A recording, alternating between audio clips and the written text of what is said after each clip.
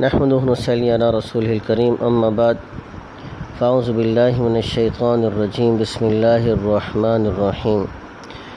1 minute کا مدرسہ، سبق نمبر 82 ہے۔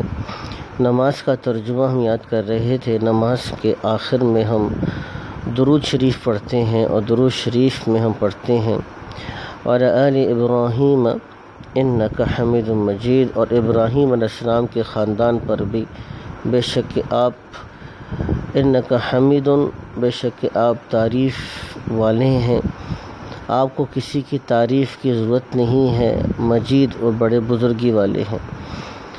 بیت الخلاء کی سنتوں کا سلسلہ چل رہا تھا۔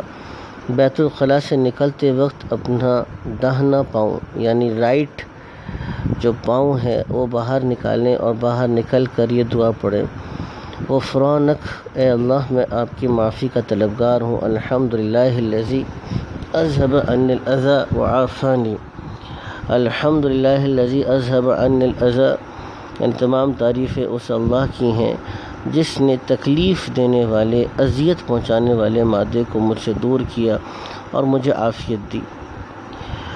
بعض جگہ جہاں بیت الخلاء نہ ہو تو وہاں پر ایسی جگہ کا انتخاب کرنا چاہیے جہاں سے کسی کی نگاہ نہ پڑے، اور اگر کسی ناہموار جگہ پہ چلے جائیں، باقاعدہ بیت الخلاء نہ ہو تو پیشاب کرنے کے لیے ایسی جگہ تلاش کریں جہاں پر پیشاب کے چھینٹے نہ اڑیں اور انسان کے جسم پہ نہ پڑیں، کیونکہ اکثر اوقات عذاب پیشاب کے چھینٹوں سے ہوتا ہے۔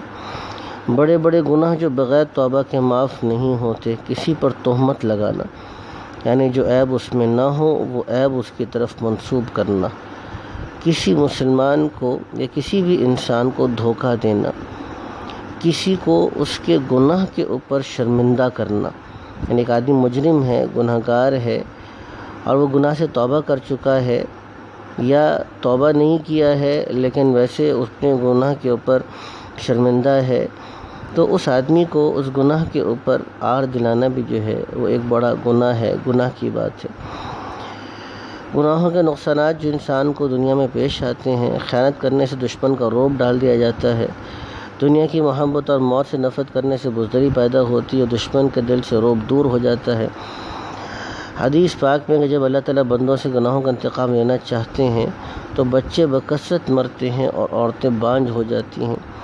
نیکیوں کے فائدے جو انسان کو دنیا کے اندر ملتے ہیں، آخرت میں نیک عمل کی یعنی صدقہ جاریہ کی مثال کی صورت مثال چشمہ کی سی ہے، پس جو شخص چاہے کہ جنت کا چشمہ ملے وہ خوب صدقہ خیرات کیا کرے۔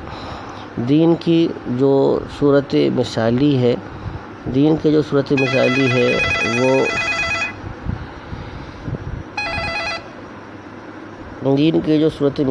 ہے، وہ ایک لباس کی سی ہے۔ تو جو آدمی چاہتا ہے کہ مجھے بہترین لباس ملے، وہ آدمی دین کے اوپر چلنے کی کوشش کرے۔ تو جو آدمی دین پر چلے گا اللہ تعالیٰ اس کو بہترین لباس جنت کے اندر پہنائیں گے۔ اللہ تعالیٰ ہم کو پورے دین پر چلنے کی توفیق نصیب فرمائے۔ وآخر دعوانا الحمدللہ رب العالمین۔